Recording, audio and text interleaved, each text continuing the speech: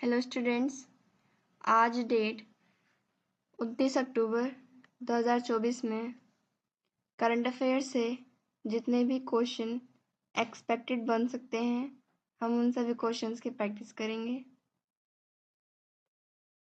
हमारा first question है, वैश्विक प्रकृति संरक्षण सूचकांक में भारत को कौन सा स्थान मिला? तो वैश्विक प्रकृति संरक्षण सूचकांक में जो भारत को 176 स्थान मिला है। इसमें कुल देश जो है 180 में से जो है भारत को 176 जो है रैंक मिली है। और जो वैश्विक प्रकृति संरक्षण सूचकांक जो संस्था जारी करती है उस संस्था का नाम है world wild life fund. World wild life fund जो है वैश्विक प्रकृति संरक्षण सूचकांक को जारी करती है। और जो ये वैश्विक प्रकृति संरक्षण की जो स्थापना थी ये हुई थी इसकी 5 अक्टूबर 1948 को, और इसका मुख्यालय जो है स्विट्जरलैंड में स्थित है। वैश्विक पर्यावरण सूचकांक में जो है कुल देश 180 थे और भारत का जो है इसमें स्कोर आया है 45.5 का। और जो इसमें शीर्ष नंबर 1 पर रहा वो था लग्जमबर्ग, और इसकी जो मुद्रा होती है वो फ्रैंक होती है। लग्जमबर्ग ने जो है स्कोर बनाया है अपना 70.8 का। और जो 180वें स्थान पे मतलब जो आखिरी स्थान प्राप्त किया है वो किया है किरिबाती ने, जो कि प्रशांत महासागर में स्थित है। दूसरा जो नंबर प्राप्त किया है वो किया है एस्टोनिया ने, और इसका जो स्कोर रहा वो रहा 70.5। और तीसरा स्थान जो प्राप्त किया है वो किया डेनमार्क ने, और इसका जो स्कोर रहा वो रहा 69। कानून का शासन सूचकांक में भारत की रैंक क्या रही? कानून का शासन या रूल ऑफ लॉ में जो है सूचकांक इंडेक्स में जो है भारत की रैंक रही 79। विश्व की आर्थिक स्वतंत्रता 2024 वार्षिक रिपोर्ट में भारत की रैंक क्या रही? तो भारत ने जो है विश्व की आर्थिक स्वतंत्रता 2024 के इंडेक्स में जो है 84 स्थान प्राप्त किया। वैश्विक भुखमरी सूचकांक 2024 में भारत की रैंक क्या रही? तो वैश्विक भुखमरी सूचकांक 2024 में है जो है भारत की रैंक 105 रही, और 2023 वैश्विक भुखमरी सूचकांक में भारत की रैंक 111 रही थी। और वैश्विक भुखमरी सूचकांक में उन्हीं देशों को शामिल किया जाता है जिन देशों में भुखमरी है, उन देशों का नाम नहीं है जिन देशों में भुखमरी नहीं है। और वैश्विक भुखमरी सूचकांक में जो शीर्ष के देश रहे थे वो रहे हैं चीन, यूएई, कुवैत, और इन 3 देशों के साथ 22 और देश हैं जो कि वैश्विक भुखमरी सूचकांक में रैंक 1 प्राप्त की। वैश्विक नवाचार सूचकांक 2024 में भारत की रैंक क्या रही? तो वैश्विक नवाचार सूचकांक 2024 में भारत की रैंक जो थी 39 रही, और वैश्विक नवाचार सूचकांक में कुल देशों की संख्या 133 थी। इसमें जो शीर्ष स्थान प्राप्त किया वो स्विट्जरलैंड ने किया। हमारा नेक्स्ट क्वेश्चन है, वर्ष 2024 के इमर्जिंग एशिया कप की स्थापना टीम कौन सी है? कप की विजेता टीम कौन सी है? तो 2024 की इमर्जिंग एशिया कप की जो विजेता टीम है वो है अफगानिस्तान ए। ये जो इमर्जिंग एशिया कप हुआ था इसका ये 6वें क्रम में हुआ था, और ये पहली बार जो है T20 फॉर्मेट में हुआ है, यानी कि ये 20 ओवर्स का मैच हुआ है। और इससे पहले जो है ये 50 ओवर्स का मैच होता था, और ये 2024 के इमर्जिंग एशिया कप में पहली बार T20 फॉर्मेट में खेला गया। इसको जो होस्ट किया है वो ओमान ने किया है, यानी कि ये ओमान में खेला गया है। और इसमें विजेता अफगानिस्तान था। उपविजेता जो है श्रीलंका, यानी कि श्रीलंका को हराकर जो अफगानिस्तान ने इमर्जिंग एशिया कप 2024 अपने नाम किया। अफगानिस्तान की राजधानी ढाका है, और यहाँ की मुद्रा अफगानी है। ओमान की राजधानी मस्कट है और यहाँ की मुद्रा रियाल है। ओमान में भारत निर्मित पोर्ट कौन सा है? यानी कि ओमान में स्थित एक ऐसा पोर्ट है जो है तो ओमान में, मगर उसका संचालन जो है भारत करता है, तो वो है दुक्कम पोर्ट। दुक्कम पोर्ट का संचालन भारत करता है और ये ओमान में स्थित है। इंडिया और ओमान की सेनाओं के बीच भी बहुत सारे अभ्यास होते हैं, बहुत सारे अभ्यास हैं, जिनमें से कुछ अभ्यास है जैसे ईस्टर्न ब्रिज अभ्यास, नसीम अल बहर अभ्यास और अल नगा अभ्यास। क्रिकेट के महत्वपूर्ण टूर्नामेंट कौन कौन से हैं? तो क्रिकेट के बहुत सारे महत्वपूर्ण टूर्नामेंट हैं, जिनमें से कुछ इस प्रकार हैं। पहला हमारा CK नायडू ट्रॉफी, देवधर पुरस्कार, Irani cup, Ranji cup, Duleep trophy आदि। ICC T20 पुरुष वर्ल्ड कप किसने जीता? तो ये भारत ने जो है ICC T20 वर्ल्ड कप जो है अपने नाम किया है। भारत ने जो है साउथ अफ्रीका को हराकर ये जो पदक है अपने नाम किया। इसको जो होस्ट किया था वो USA और वेस्ट इंडीज ने किया था। T20 में सबसे बड़ा स्कोर बनाने वाले देश कौन से हैं? तो अभी तक जो था नेपाल के पास ये रिकॉर्ड था, मगर अब जो है जिम्बाब्वे ने गाम्बिया को हराकर ये स्कोर अपने नाम कर लिया है। जिम्बाब्वे जो है सबसे बड़ा स्कोर जो जिम्बाब्वे ने बनाया ये गाम्बिया को हराकर बनाया था। दूसरा स्कोर नेपाल के पास है, जो कि इन्होंने मंगोलिया को हराकर बनाया था। और तीसरा स्कोर जो है भारत के पास है, जिसमें भारत ने बांग्लादेश को हराया था। ICC के नए अध्यक्ष किसे नियुक्त किया गया है? तो ICC के नए अध्यक्ष जो हैं जय शाह को नियुक्त किया गया है। ICC का मुख्यालय कहाँ पर है? तो ICC का मुख्यालय जो है वो UAE में स्थित है। नेक्स्ट क्वेश्चन है, भारत में 5G, AI, आर्टिफिशियल इंटेलिजेंस और स्मार्ट शहरों स्मार्ट सिटी के लिए DIGI फ्रेमवर्क किसने लॉन्च किया? तो भारत ने 5G, AI और स्मार्ट शहरों के लिए DIGI फ्रेमवर्क जो है 3 देशों ने मिलकर लॉन्च किया है, और वो 3 देश हैं हमारे USA, जापान और दक्षिण कोरिया। ये तीनों ही देश जो हैं बहुत ज़्यादा डेवलप्ड हैं, ये डेवलप्ड कंट्रीज़ हैं, तो इन्होंने जो है मिलकर भारत में DG फ्रेमवर्क जो है लॉन्च किया है, जिसके अंदर जो है भारत में 5G, AI और स्मार्ट शहरों के लिए बहुत ज़्यादा मदद मिलेगी। DIGI की फुल फॉर्म होती है डिजिटल इंफ्रास्ट्रक्चर ग्रोथ इनिशिएटिव।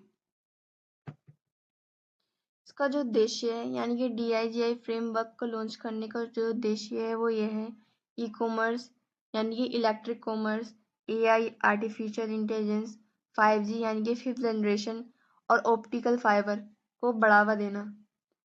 इन सब को बढ़ावा देने से जो है स्मार्ट सिटी में जो भारत में स्मार्ट सिटी बनेंगी उनमें बहुत ज़्यादा फायदेमंद रहेगा। ऑप्टिकल फाइबर का यूज़ कहाँ कहाँ होता है? तो इसका ऑप्टिकल फाइबर का यूज़ जो होता है हाई स्पीड इंटरनेट के लिए किया जाता है। ऑप्टिकल फाइबर का सिद्धांत क्या है? तो इसका सिद्धांत होता है TIR यानी कि टोटल इंटरनल रिफ्लेक्शन। इसके कुछ एग्जांपल्स हैं, जैसे कि हीरे में जो चमक होती है वो टोटल इंटरनल रिफ्लेक्शन का कार्य करती है। दक्षिण कोरिया की राजधानी सियोल है और दक्षिण कोरिया की मुद्रा वॉन है। जापान की राजधानी टोक्यो है और जापान की मुद्रा येन है। अमेरिका में राष्ट्रपति चुनाव 2024 के उम्मीदवार कौन कौन हैं? तो अमेरिका में राष्ट्रपति चुनाव 2024 के लिए दो उम्मीदवार खड़े हैं। पहले हैं डोनाल्ड ट्रंप और दूसरी हैं कमला हैरिस। कमला हैरिस वर्तमान में अमेरिका की उपराष्ट्रपति हैं और ये पहली महिला उपराष्ट्रपति हैं US की। और US में जो ये राष्ट्रपति के चुनाव होने वाले हैं ये 5 नवंबर 2024 को होने वाले हैं। अमेरिका में राष्ट्रपति के चुनाव जो होते हैं वो नवंबर के महीने में ही होते हैं। जो पहला मंगलवार आता है उसमें जो है अमेरिका में राष्ट्रपति के चुनाव के लिए चुनाव होते हैं। हाल ही में किस देश के ग्रुप को नोबेल शांति पुरस्कार 2024 प्रदान किया गया? तो जापान के जो है ग्रुप को नोबेल शांति पुरस्कार किया गया है। ये वह ग्रुप है जो कि एटम बॉम्ब्स को फ्यूज करने में के काम आते हैं। उस ग्रुप को जो है ये जापान का है और इसको नोबेल शांति पुरस्कार 2024 प्रदान किया गया। नेक्स्ट क्वेश्चन है, ग्लोबल फाइनेंस मैगजीन के अनुसार वर्ष 2024 के लिए भारत का सर्वश्रेष्ठ बैंक कौन सा है?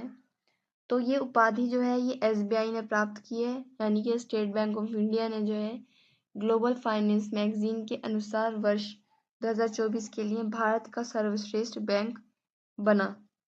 और इसको सर्वश्रेष्ठ बैंक बनाने का जो आधार बताया गया है वो बताया गया है ग्राहकों का विश्वास, यानी कि ग्राहकों को कितना विश्वास है, ग्राहकों को कितनी फैसिलिटी मिलती है और कितना ज़्यादा फास्ट फ्यूरियस वर्क है किसी भी बैंक का। इस आधार पर जो है स्टेट बैंक ऑफ इंडिया को भारत की सबसे सर्वश्रेष्ठ बैंक बताया गया है 2024 के अनुसार। SBI का नामकरण जो था 1 जुलाई 1955 को किया गया था। उससे पहले जो था इसका नाम इम्पेरियल बैंक ऑफ इंडिया था। इम्पेरियल बैंक ऑफ इंडिया भी जो है 3 बैंकों से मिलकर बना था और इसको फिर 3 बैंकों को जो मिलाकर इम्पेरियल बैंक ऑफ इंडिया नाम दिया गया था। और इसके बाद जो है 1 जुलाई 1955 को इसका नाम बदलकर स्टेट बैंक ऑफ इंडिया रखा गया। स्टेट बैंक ऑफ इंडिया का जो मुख्यालय है वो मुंबई महाराष्ट्र में स्थित है। और जो संस्था है जो कि विश्व रैंकिंग के हिसाब से भारत की सबसे विश्वसनीयता बैंक का जो खिताब 2024 का मिला है, उसको जो संस्था जारी करती है वो संस्था हमारी S&P ग्लोबल रेटिंग्स जारी करती है। विश्व का सर्वश्रेष्ठ बैंकर कौन है? तो विश्व का सर्वश्रेष्ठ बैंकर जो है शक्तिकांत दास जी को बनाया गया है। RBI की स्थापना किस कमीशन की सिफारिश पर हुई? तो यंग हिल्टन कमीशन की सिफारिश पर जो है RBI की स्थापना हुई और इसकी जो स्थापना थी 1 अप्रैल 1935 को की गई। नाबार्ड की स्थापना कब हुई? तो नाबार्ड की स्थापना 12 जुलाई 1982 को हुई। किस बैंक ने लक्षद्वीप में अपनी पहली निजी बैंक की ब्रांच ओपन करी? तो HDFC जो है वो पहली बैंक बन गई है जिसने लक्षद्वीप में अपनी पहली निजी बैंक की ब्रांच ओपन करी। नेक्स्ट क्वेश्चन है,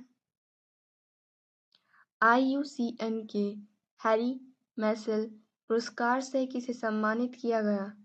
तो विभव तालुकदार जो कि असम के रहने वाले हैं, इनको IUCN के हैरी मैसेल पुरस्कार से सम्मानित किया गया है। ये जो संस्था है हैरी मैसेल जो है ये पुरस्कार जो है IUCN द्वारा जो है प्रदान किया जाता है। IUCN की फुल फॉर्म होती है international union for conservation of nature. इसको जो है IUCN जो है ये हैरी मैसेल पुरस्कार जो है ये उन लोगों से संबंधित जो कि किसी रेयरिस्टिक वस्तु, चीज, जानवर या पक्षी टाइप से जो उनकी संरक्षा करता है उन लोगों को ये प्रदान किया जाता है। IUCN जो है ये संस्था जो है ये हैरी मैसेल पुरस्कार को प्रदान करती है। इसकी जो स्थापना की गई थी IUCN की, इसकी स्थापना की गई थी 1948 में और IUCN का मुख्यालय जो है ग्लान स्विट्जरलैंड में स्थित है। रेड डाटा बुक को भी जो है IUCN ही जारी करती है। और ये कहाँ प्रदान करती है? IUCN जो है कहाँ प्रदान करेगी इस साल? मतलब कि ये हमारे विभव तालुकदार जी को ये करेगी अबू धाबी UAE में। अबू धाबी जो है UAE की राजधानी है, यूनाइटेड अरब्स ऑफ एमिरेट्स। और जो इनको जिस कारण से प्रदान किया गया है वो इसलिए किया गया है क्योंकि इन्होंने एशियाई गैंडों के संरक्षण में बहुत बड़ी भागीदारी निभाई। असम के प्रमुख त्योहार कुछ प्रमुख त्योहार कौन से हैं? तो असम के बहुत ही ज़्यादा प्रमुख त्योहार हैं बिहू। बिहू हमारे 3 प्रकार के होते हैं, रंगोली बिहू, कटी बिहू और बिहू और एक हमारा अन्य त्योहार जो बहुत प्रमुख है वो है हमारा मी दम नाफी, और एक हमारा उससे भी बहुत ज़्यादा प्रमुख है वो है अम्बुवाची। असम के प्रमुख राष्ट्रीय उद्यान कौन कौन से हैं? तो हमारे प्रमुख राष्ट्रीय उद्यान है बगरुम्बा राष्ट्रीय उद्यान, भोटाल राष्ट्रीय उद्यान। असम के प्रमुख राष्ट्रीय उद्यान कौन कौन से हैं? तो वह हमारे काजीरंगा नेशनल पार्क यानी कि राष्ट्रीय उद्यान, मानस राष्ट्रीय उद्यान, नामेरी राष्ट्रीय उद्यान, देगिंग पटकई राष्ट्रीय उद्यान, रायमोना राष्ट्रीय उद्यान, ओरांग या जिसका अभी नया नाम बदल कर रखा गया है ओरांग राजीव गांधी राष्ट्रीय उद्यान। ये जो है असम के बहुत ही प्रमुख राष्ट्रीय उद्यान हैं। असम के शास्त्रीय नृत्य के प्रमुख कलाकार कौन है?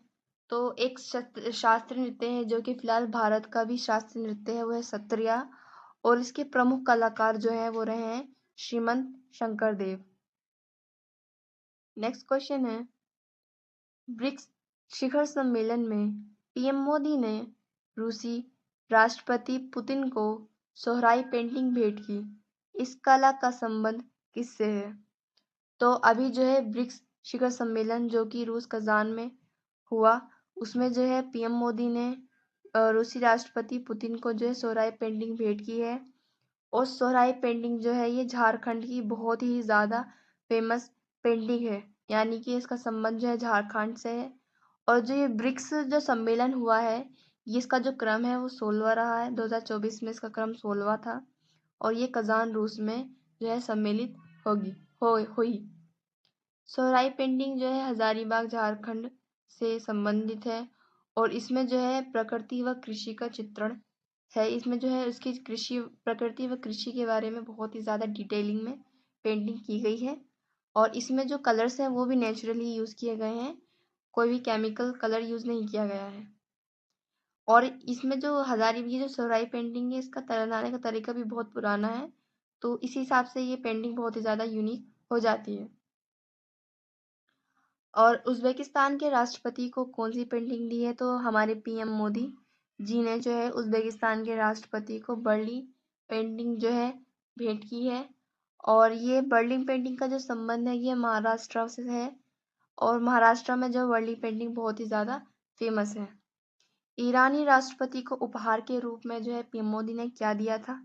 तो पीएम मोदी ने ईरान के राष्ट्रपति को उपहार के रूप में मदर ऑफ पर्ल सीशेल फूलदान जो है गिफ्ट में किया। उज़्बेकिस्तान की राजधानी है ताशकंद, और यहाँ की मुद्रा है सोम। ईरान की राजधानी है तेहरान, और यहाँ की मुद्रा है ईरानी रियाल। रूस की राजधानी है मॉस्को, और यहाँ की मुद्रा है रूसी रूबल। किस देश के राष्ट्रपति को भारत के द्वारा भीष्म उपहार में दिया गया? तो यूक्रेन के राष्ट्रपति को जो है भारत की तरफ से भीष्म जो है उपहार में दिया गया है। भीष्म जो है एक एयर ड्रॉप हॉस्पिटल है, सर्विस है। भीष्म जो है बहुत ही ज़्यादा पोर्टेबल जो है इजीली पोर्टेबल हॉस्पिटल है। ये एयर ड्रॉप हॉस्पिटल है जिसको आप इमरजेंसी के वक्त कहीं पर भी एकदम हॉस्पिटल का निर्माण कर सकते हैं। ये भीष्म जो है एक टाइप से टेंट की तरह ही है, बट ये टेंट से बहुत ज़्यादा डेवलप्ड है। इसको बनाने में टाइम नहीं लगेगा, और एकदम ही हॉस्पिटल बन के खड़ा हो जाएगा, जिसमें आपको जो है एक बेसिक जो ज़रूरतें होती हैं वो आपको भीष्म में मिल जाती हैं। वर्ली चित्रकला का संबंध किस राज्य से है? तो वर्ली चित्रकला का संबंध जो है वो महाराष्ट्र से है। मधुबनी पेंटिंग का जीआई टैग किस राज्य के पास है? तो मधुबनी पेंटिंग जो है ये बिहार के लिए बहुत ही ज़्यादा फेमस है, और इसका टैग जो है बिहार के पास है। मधुबनी पेंटिंग का जीआई टैग किस राज्य के पास है? तो मधुबनी पेंटिंग जीआई टैग जो है बिहार राज्य के पास है। दांडी यात्रा का प्रसिद्ध चित्र किस कलाकार ने बनाया है?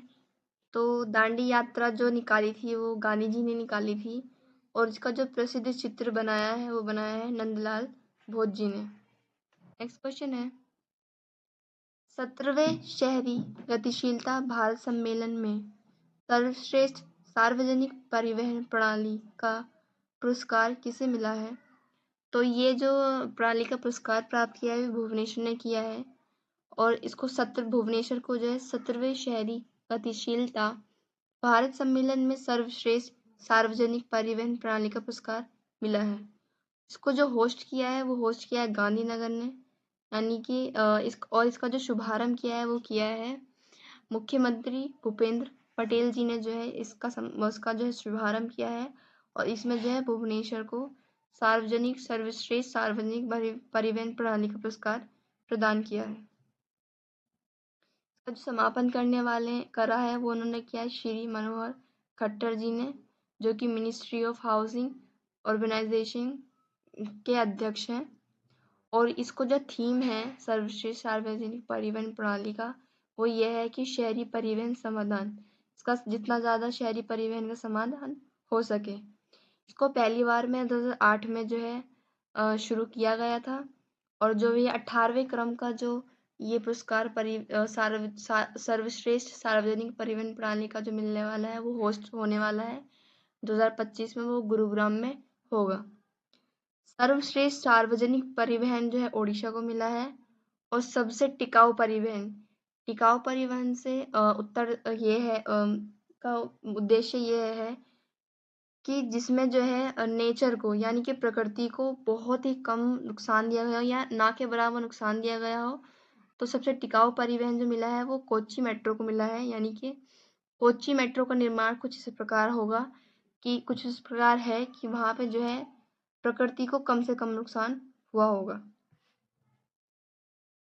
26 जनवरी 2024 को किस राज्य की झांकी को सर्वश्रेष्ठ झांकी का अवार्ड मिला?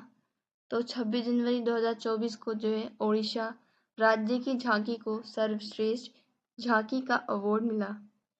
प्रवासी भारतीय सम्मेलन 2025 कहाँ आयोजित होगा? तो प्रवासी भारतीय सम्मेलन 2025 ओडिशा में आयोजित होगा। नेक्स्ट क्वेश्चन है, एशिया स्वच्छ ऊर्जा शिखर सम्मेलन 2024 कहाँ आयोजित हुआ? तो एशिया स्वच्छ ऊर्जा शिखर सम्मेलन 2024 सिंगापुर में आयोजित हुआ। और ये जो एशिया स्वच्छ ऊर्जा शिखर सम्मेलन जो है ये 2024 में जो है ये 11वें क्रम में आयोजित हुआ और इसका उद्देश्य जो था क्लीन एनर्जी या नवीकरणीय एनर्जी को बढ़ावा देना है। सिंगापुर की राजधानी सिंगापुर सिटी है और यहाँ की मुद्रा डॉलर है। ब्रिक्स 2024 शिखर सम्मेलन कहाँ हुआ? तो ये कजान रूस में ये सम्मेलन हुआ है। ब्रिक्स में जो है अभी तक से 5 सदस्य थे, ब्राज़ील, रशिया, इंडिया, चाइना और साउथ अफ्रीका। और जो है इसमें जो है इस बार 2024 की कजान रूस शिखर सम्मेलन में जो होने वाला है इसमें जो है अन्य और 5 देश शामिल होंगे। G7 शिखर सम्मेलन कहाँ पर आयोजित हुआ? तो ये हुआ इटली में, जिसमें जो है हमारे प्रधानमंत्री भारत जो है G7 का जो ग्रुप का जो है मेंबर नहीं है, मगर इस बार जो इटली में आयोजित हुआ था तो इटली ने जो है प्रधानमंत्री को गेस्ट के रूप में इनवाइट किया था। G20 शिखर सम्मेलन 2024 कहाँ पर हुआ? तो ये हुआ ब्राज़ील में आयोजित हुआ है। COP16 जो कि जैव विविधता वाला है ये हुआ है कोलंबिया में। और COP29 जो कि मॉनसून चेंज पर है ये हुआ है अजरबैजान में। नेक्स्ट क्वेश्चन है, रेलवे सुरक्षा बल में डिजिटल मेमोरियल ऑफ वैलोर का अनावरण कहाँ किया? तो रेलवे सुरक्षा बल ने डिजिटल मेमोरियल ऑफ वैलोर का अनावरण जो है नई दिल्ली में किया है। इसका शुभारंभ जो है RPF यानी कि रेलवे सुरक्षा बल ने किया है। चूँकि 21 अक्टूबर को जो है हम पुलिस स्मृति दिवस मनाते हैं तो ये पूरा सप्ताह जो है शहीद सप्ताह कहा जाता है और इस पूरे सप्ताह को शहीद सप्ताह के रूप में मनाया जाता है। 21 अक्टूबर को पुलिस स्मृति दिवस उन लोगों को याद करने के लिए मनाया जाता है जिन पुलिस वालों को चीन ने धोखे से जो है शहीद किया था। उनके लिए जो है महाराष्ट्र में जो है इनकी स्मृति में भी बनाया गया है। और अब जो है RPF ने जो है रेलवे सुरक्षा बल ने जो है शहीद जितने भी पुलिसकर्मियों को है उनकी याद करने के लिए जो है नई दिल्ली में डिजिटल मेमोरियल ऑफ वैलोर का अनावरण किया है। इसको जो है वीरता का डिजिटल स्मारक भी कहा जाता है, क्योंकि इसमें आप डिजिटल तरीके से जो है जितने भी 14 पुलिसकर्मी जो शहीद हुए हैं उनके बारे में आप उनकी फ़ोटो के साथ उनका नाम और उन्होंने अपनी ज़िंदगी में क्या क्या अचीव किया है, कितने उन्होंने गोल्स करे हैं, वो सारा का सारा जो है इसमें नोट डाउन है। हमारा नेक्स्ट क्वेश्चन है, नेफेड का प्रबंध निदेशक किसे नियुक्त किया गया है? तो दीपक अग्रवाल को जो है नेफेड का प्रबंध निर्देशक नियुक्त किया गया है। नेफेड की जो फुल फॉर्म है वो है भारतीय कृषि सहकारी विपणन संघ लिमिटेड। इसका जो उद्देश्य है वो है किसानों की उपज को सही दाम दिलाना। नेफेड का जो बनाने का जो उद्देश्य है वो यही है कि किसानों को जो सही दाम नहीं मिल पाता है तो उनके सही दाम लगाने के लिए व उनकी किसानों की उपज को सही दाम में बेचने के लिए जो है ये नेफेड का निर्देशक जो है इसका प्रबंधन का संगठन किया गया है। इसकी स्थापना यानी कि नेफेड की स्थापना जो है 1958 में की गई थी। राष्ट्रीय महिला आयोग के नए अध्यक्ष कौन हैं? तो विजया राहटकर जो है राष्ट्रीय महिला आयोग की नई अध्यक्ष नियुक्त हुई हैं। यूपीएससी के वर्तमान अध्यक्ष कौन हैं? तो यूपीएससी की वर्तमान अध्यक्ष जो हैं प्रीति सूदन हैं। स्टूडेंट्स, आज की क्लास हम यही ख़त्म करते हैं। नेक्स्ट क्लास में हम अगले दिन से जितने भी एक्सपेक्टेड क्वेश्चंस बन सकते हैं हम उन सभी क्वेश्चंस की प्रैक्टिस करेंगे। Thanks for watching and subscribe the channel.